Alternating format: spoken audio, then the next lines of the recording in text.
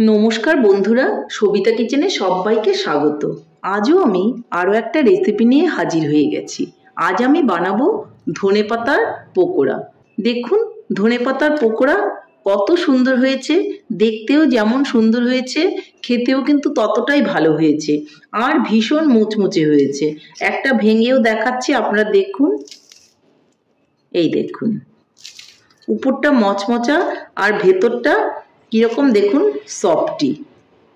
এইভাবে আপনারা বাড়িতে বানান আর চায়ের সঙ্গে বা গরম ভাত ডালের সঙ্গেও খান, তাতেও কিন্তু ভীষণই ভালো লাগবে।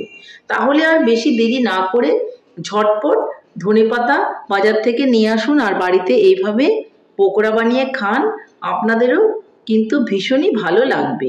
তাহলে আমি এই পকোড়াটা কী করে বানালাম সেটাই দেখে নেওয়া যাক।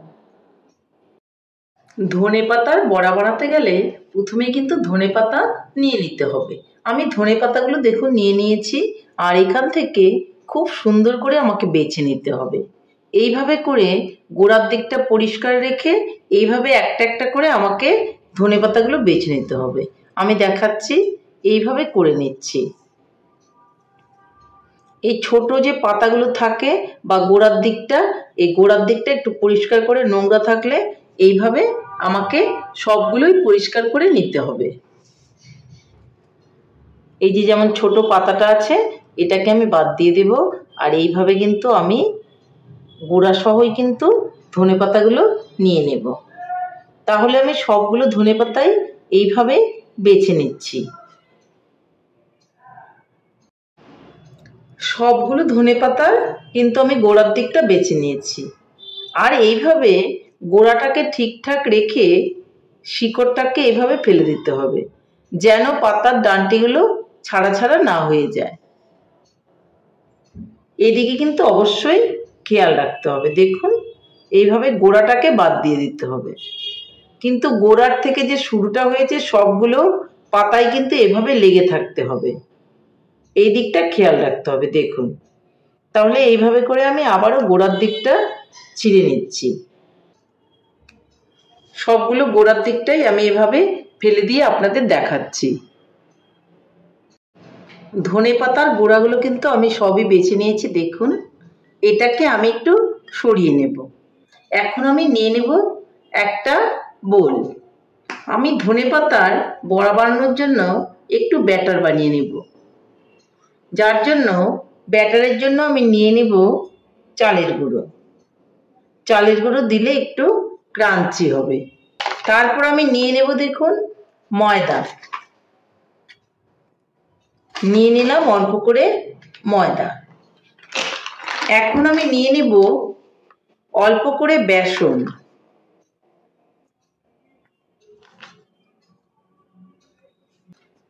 নিয়ে নেব স্বাদ মতো লবণ। নিয়ে নেব অল্প করে হলুদ। শুকনো উপকরণগুলো আমি খুব সুন্দর করে মিলিয়ে নেব। আমি এর মধ্যে নিয়ে নেব অল্প করে কালো জিরে।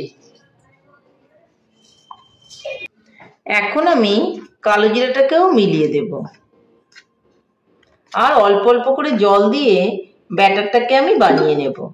একবারে কখনোই বেশি জল দিতে যাবেন না, এতে কিন্তু লুজ হয়ে যেতে পারে। তার জন্য আমি অল্প অল্প করে জল মিলিয়ে কিন্তু ব্যাটারটা মেখে নেব। আরও একটু জল দিয়ে দিচ্ছি।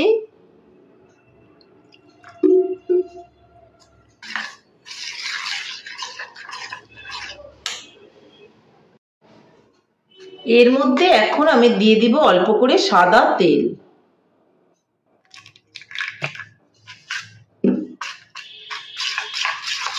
দেখুন ব্যাটারটা কিন্তু আমার রেডি হয়ে গেছে।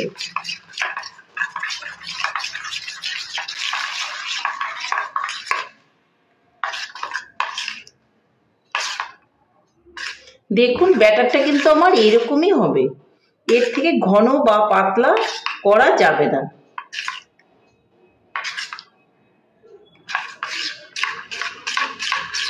তাহলে এখন আমি চলে যাচ্ছি নেক্সট স্টেপে। এদিকে আমি উনানে একটা কড়াই বসিয়ে দিয়েছি, এর মধ্যে এখন দিয়ে দেব সাদা তেল।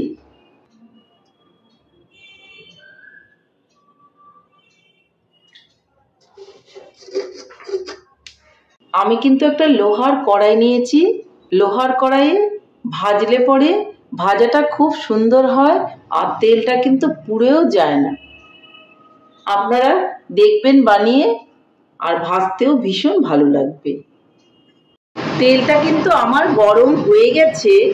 আমি এখন ধনেপাতার বড়াগুলোকে ভেজে নেব। দেখুন ধনেপাতাগুলো আমি এইভাবে একসঙ্গে কয়েকটা করে নিয়ে নিয়েছি আটি ধরে, তাহলে বড়াগুলো খুব ভালো হবে। এইভাবে কয়েকটা করে আটি নিয়ে আমি ব্যাটারের মধ্যে ডুবিয়ে দেব, আর গোড়ার দিকটা এভাবে ঠিক ধরে আমি কিন্তু এইভাবে টোটাল ব্যাটারটা এর মধ্যে মেখে নেব। মেখে আমি কড়াইয়ের মধ্যে কিন্তু দিয়ে দেব।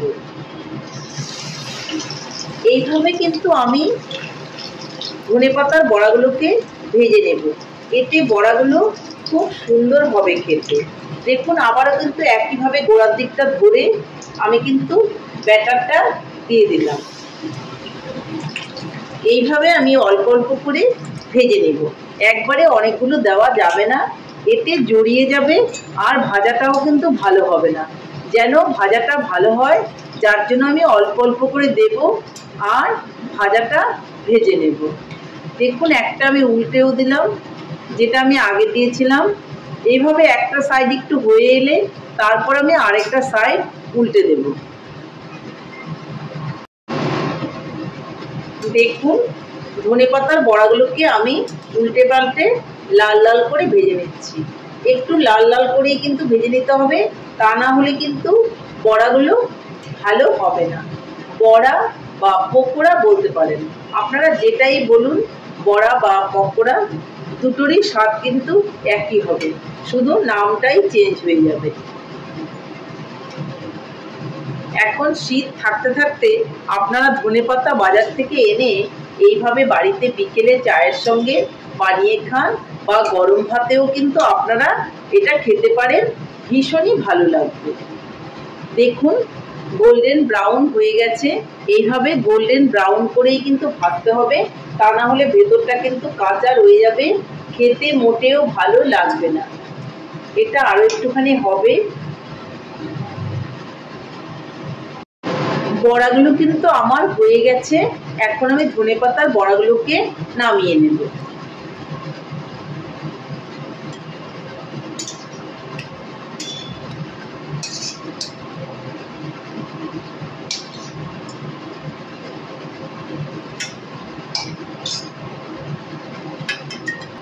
ঠিক একইভাবে কিন্তু আমি বাদ বাকি ধনেপাতার পকোড়াগুলো ভেজে নেব।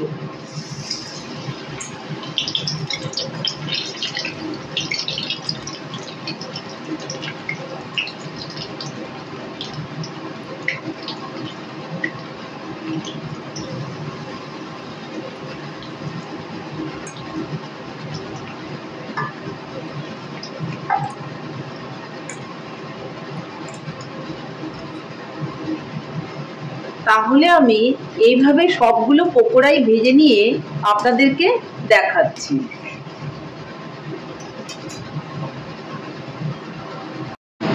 সবগুলো পকোড়াই কিন্তু আমার ভাজা হয়ে গেল। উনানটাকে আমি অফ করে দিচ্ছি। তাহলে বন্ধুরা ফাইনালি আমার ধনেপাতার পকোড়া কিন্তু রেডি। দেখুন কত সুন্দর হয়েছে। আপনারাও এভাবে বাড়িতে বানান আর সবাই মিলে খান, দেখবেন ভীষণই ভালো লাগবে। আমি এর মধ্যে কিন্তু একটু লবণ ছড়িয়ে দিয়ে, একটু বিট লবণ ছড়িয়ে পরিবেশন করব। তাতে খেতে কিন্তু ভীষণ ভালো লাগবে। আপনারা যদি পছন্দ করেন তাহলে একটু কাঁচা পেঁয়াজ সঙ্গে নিয়ে নিতে পারেন, তাহলেও খেতে ভীষণই ভালো লাগবে। তাহলে বন্ধুরা আমার রেসিপিটা কেমন লেগেছে? আমার রেসিপিটা যদি আপনাদের ভালো লাগে তাহলে লাইক, শেয়ার, কমেন্ট করতে ভুলবেন না।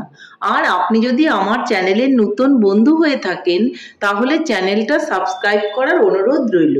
পাশে থাকা বেল আইকনটি প্রেস করে রাখুন আমার নিত্য নতুন রেসিপির আপডেট পেতে। তাহলে আর দেরি কেন, ঝটপট এভাবে বানিয়ে ফেলুন ধনেপাতার পকোড়া আর সবাই মিলে খান, ভীষণই ভালো লাগবে। নমস্কার, ভালো থাকবেন, সুস্থ থাকবেন, আবার দেখা হবে আরও একটা রেসিপির সঙ্গে।